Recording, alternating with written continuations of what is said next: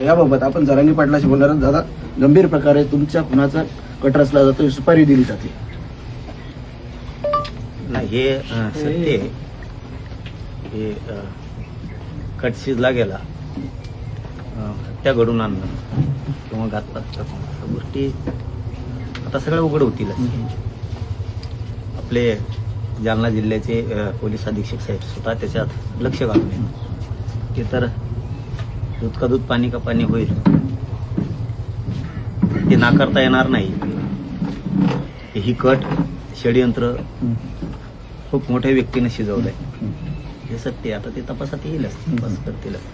मी याच्यावरती सविस्तर सकाळी 11 वाजता बोलतो, उद्या सकाळी पत्रकार बांधवांच्या समक्षच उद्या बोलतो.